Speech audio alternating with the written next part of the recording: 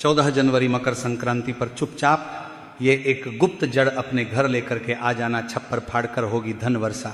श्री शिवाय नमस्तुभ्यम। महाराज भक्तों, इस पौधे की जड़ इतनी अधिक चमत्कारी है कि इसे घर लेकर आते ही आपको अपने जीवन के हर कष्टों से तुरंत मुक्ति मिलेगी। साथ ही महाराज आपको भगवान शिव के साथ साथ माता लक्ष्मी का भी आशीर्वाद प्राप्त होगा और आपकी हर मनोकामना भगवान शिव के आशीर्वाद से पूरी होगी। पूरे साल आपके घर में अन्न और धन के भंडार भरे रहेंगे, साथ ही जीवन की हर अधूरी इच्छा होगी पूर्ण। जी हाँ भक्तों, जो भी व्यक्ति मकर संक्रांति और षटतिला एकादशी के महासंयोग में सिर्फ इस पौधे की जड़ को अपने घर लेकर के आ जाता है, उस व्यक्ति का भाग्य 7वें आसमान पर होगा। करियर और कारोबार में मिलेगी उन्नति। आने वाले समय में आपको कामयाब होने से कोई नहीं रोक पाएगा। तो महाराज आपकी जानकारी के लिए बता दें कि मकर संक्रांति का त्योहार आने में बस कुछ ही दिन शेष रह चुके हैं, और अगर आप भी यदि मकर संक्रांति पर इस पौधे की जड़ को अपने घर लेकर के आ जाते हैं तो मात्र इतना ही करने से आपको साक्षात भगवान शिव की कृपा तो प्राप्त होगी ही, और माता लक्ष्मी का आशीर्वाद भी पूरे साल भर आपके ऊपर बना रहेगा। महाराज हम ऐसा इसलिए कह रहे हैं क्योंकि मकर संक्रांति पर इस बार षटतिला एकादशी भी पड़ रही है, और यह महासंयोग लगभग 33 वर्षों के बाद बन रहा है। और एकादशी की तिथि भगवान विष्णु और माता लक्ष्मी को समर्पित होती है, और इसी के साथ इस दिन मकर संक्रांति भी पड़ रही हैं। और भगवान शिव को औघड़, योगी और तपस्वी कहा गया है, और मकर संक्रांति से ही तप, साधना और संयम का काल आरंभ होता है। यही कारण है कि कई शिव भक्त इस दिन से शिवलिंग पर जल अभिषेक, तिल और बेलपत्र अर्पण, मौन व्रत या जप शिव साधना आरंभ करते हैं। इसी के साथ महाराज इसी दिन धन योग, महालक्ष्मी योग, सर्वार्थ सिद्धि योग, अमृत सिद्धि योग और दान योग जैसे शुभ योगों का निर्माण हो रहा है। और भक्तों, अगर इस दिन धन योग और महालक्ष्मी योग का निर्माण होता है तो पूरे साल का नियंत्रण माता लक्ष्मी जी के हाथों में होता है। तो महाराज यदि आप भी इस जड़ को हमारे बताएं अनुसार शुभ मुहूर्त देख करके अपने घर लेकर आ जाते हैं तो आपको पूरे साल भगवान शिव और माता लक्ष्मी का आशीर्वाद प्राप्त होगा। इसी के साथ आपको अपने जीवन के समस्त प्रकार के आर्थिक कष्टों और आर्थिक परेशानियों से मुक्ति मिल जाएगी। पूरे साल माता लक्ष्मी जी की कृपा से आपके ऊपर धन की वर्षा होगी। आपके जीवन में धन आने के रास्ते खुल जाएंगे। महाराज जिस जड़ को हम आज आप सभी को बताने वाले हैं उसमें स्वयं भगवान शिव का निवास माना जाता है।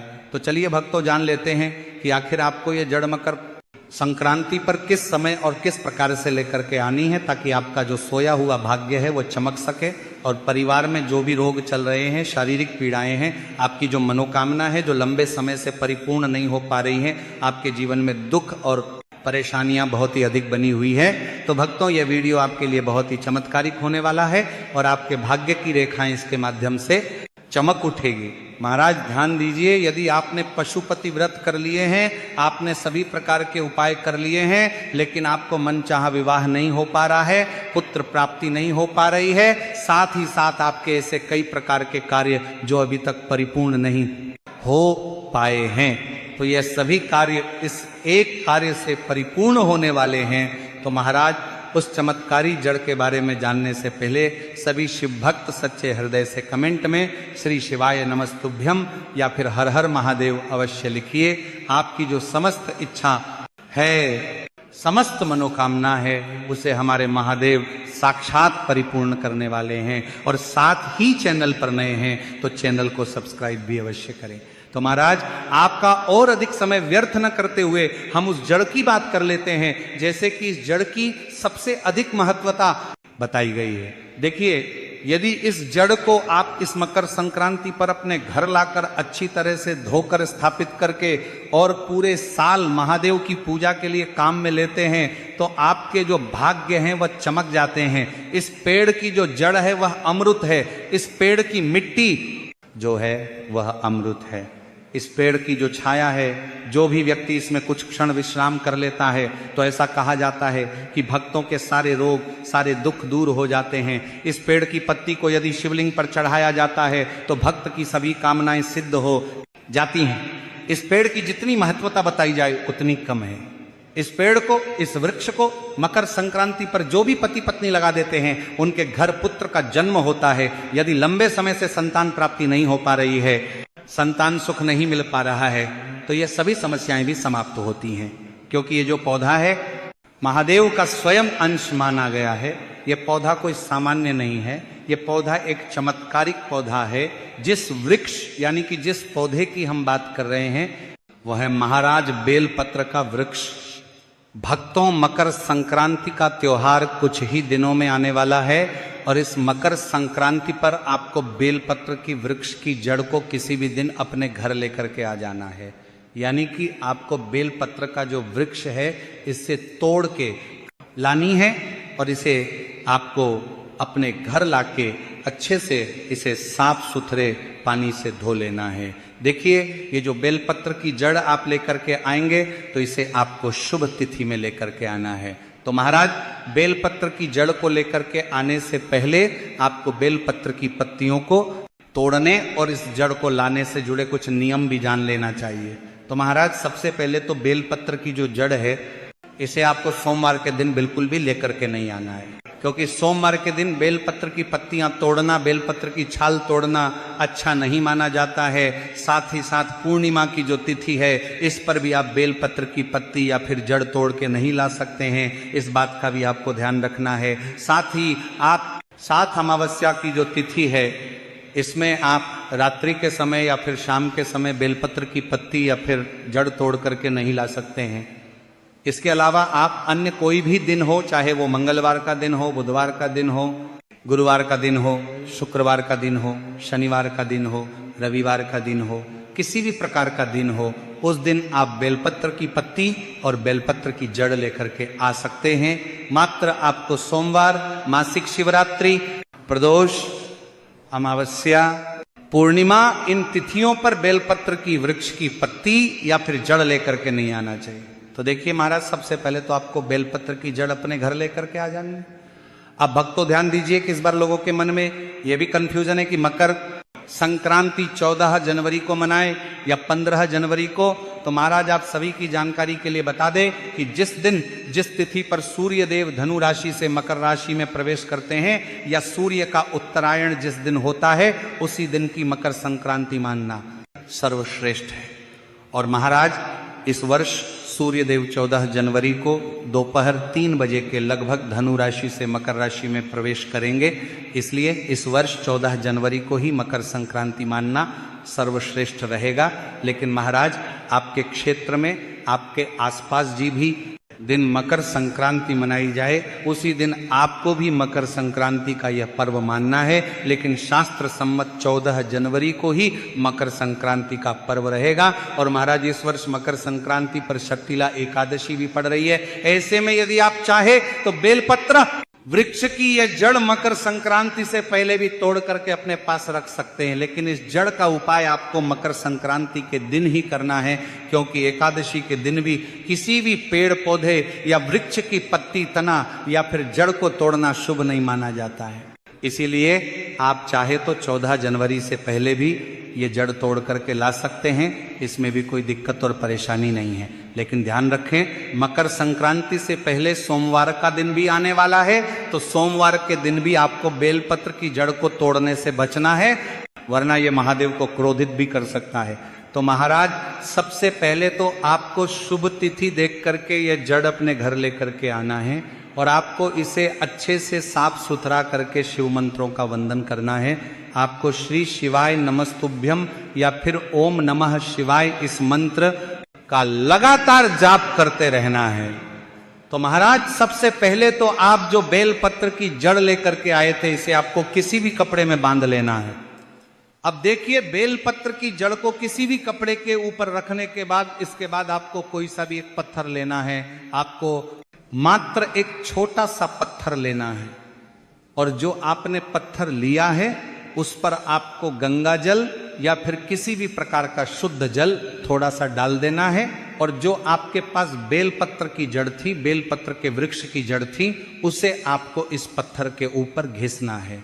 यानी कि आपको बेलपत्र के वृक्ष की जड़ अपने घर लेकर के आनी है इसके बाद आपको किसी भी प्रकार का पत्थर लेकर के उस पर आपको गंगा जल या फिर किसी भी प्रकार का अन्य जल छिड़क करके इस पर ही आपको जो आप बेलपत्र के वृक्ष की जल लेकर के आए हैं उसे घिस के चंदन के रूप में तैयार करना है।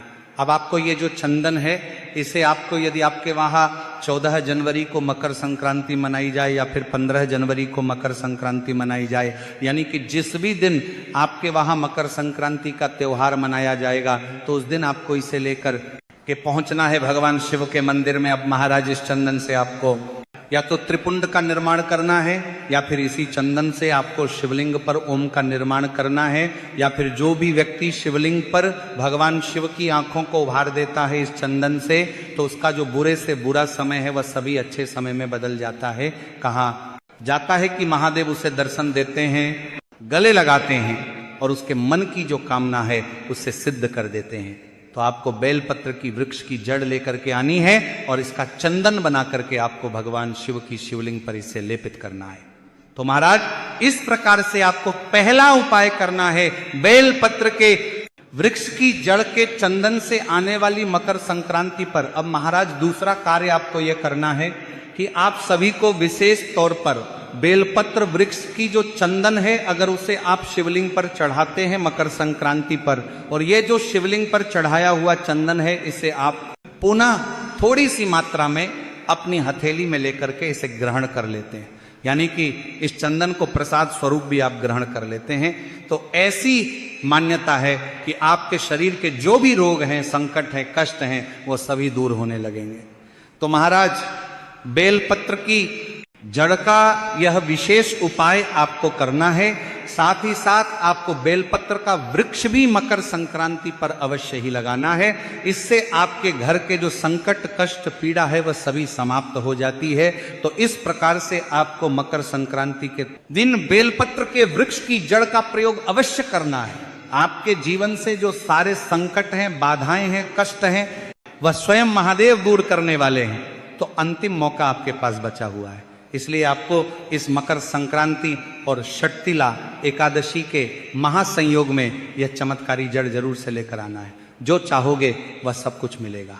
अब महाराज इसी के साथ मकर संक्रांति जैसे पवित्र पर्व पर दान को लेकर लोगों के मन में यही भ्रम रहता है कि जब तक महंगी वस्तु का दान न किया जाए तब तक पूरा फल नहीं मिलता, जबकि शास्त्र इसका बिल्कुल उल्टा संदेश देते हैं। महाराज यदि कोई व्यक्ति मकर संक्रांति पर महंगा दान करने की स्थिति में नहीं है तो उसे बिल्कुल भी दुखी या संकोच में नहीं पड़ना चाहिए, क्योंकि भगवान कभी भी किसी की जेब नहीं देखते, भगवान मन की भावना देखते हैं।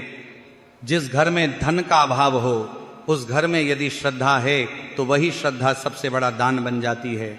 ऐसा व्यक्ति प्रातः स्नान कर ले, सूर्य देव को जल अर्पित कर दे, उस जल में यदि एक दाना तिल या गुड़ भी डाल दे तो वह अर्घ्य पूर्ण माना जाता है। इसके बाद मन ही मन यह संकल्प कर ले कि हे प्रभु मेरी सामर्थ्य सीमित है, मेरी लेकिन भाव पूर्ण है। यही संकल्प उसे संपूर्ण फल दिलाने के लिए पर्याप्त है। यदि घर में थोड़ा सा तिल, चावल, गुड़ या अन्न उपलब्ध हो तो उसे किसी जरूरतमंद को सम्मान के साथ दे देना चाहिए। मात्रा बहुत छोटी हो सकती है अब, लेकिन यदि देते समय मन में अहंकार न हो और ये भाव हो कि मैं प्रभु का दिया हुआ, प्रभु के ही किसी रूप को लौटा रहा हूं, तो वह दान शास्त्रों में संपूर्ण दान माना गया है। यहां तक कि यदि किसी के पास देने के लिए कुछ भी न हो तो किसी भूखे को प्रेम से भोजन करा देना किसी दान पुण्य से कम नहीं होता है, या किसी असहाय की सहायता का मार्ग दिखा देना भी दान ही है, और ऐसा दान भगवान के दरबार में कभी निष्फल नहीं जाता है। अब महाराज उन लोगों की बात करते हैं जो दान करते समय मोबाइल निकालते हैं, सेल्फी लेते हैं, वीडियो बनाते हैं और समाज को दिखाने के लिए दान करते हैं। तो शास्त्र इस विषय में भी बिल्कुल स्पष्ट है। दान यदि प्रशंसा, वाहवाही, नाम और प्रसिद्धि के लिए किया जाए तो वह दान नहीं रह जाता, वह एक प्रकार का सौदा बन जाता है। गीता में ऐसे दान को राजस दान कहा गया है, जिसका फल मिलता तो है लेकिन वह फल क्षणिक होता है, स्थायी नहीं होता। ऐसे दान से न तो पाप कटते हैं और न ही आत्मा को शांति मिलती है, क्योंकि वहां भाव सेवा का नहीं प्रदर्शन का होता है। इसलिए महाराज सत्य यही है कि मकर संक्रांति पर एक निर्धन व्यक्ति द्वारा श्रद्धा से दिया गया थोड़ा सा दान उस धनवान व्यक्ति के दिखावे वाले दान से कहीं अधिक फलदायी होता है। दान का संबंध धन से नहीं, दान का संबंध हृदय से है। जब दान मौन भाव से, विनम्रता से और बिना किसी दिखावे के किया जाता है, तभी सूर्य देव प्रसन्न होते हैं, भगवान भोलेनाथ प्रसन्न होते हैं और तभी जीवन में संपूर्ण फल की प्राप्ति होती है। तो महाराज, यदि आपको ये जानकारी थोड़ी सी भी उचित लगी हो तो वीडियो को लाइक करें, चैनल को सब्सक्राइब करें और आप ये वीडियो भारत के किस राज्य से देख रहे हैं कमेंट में जरूर बताएं। धन्यवाद।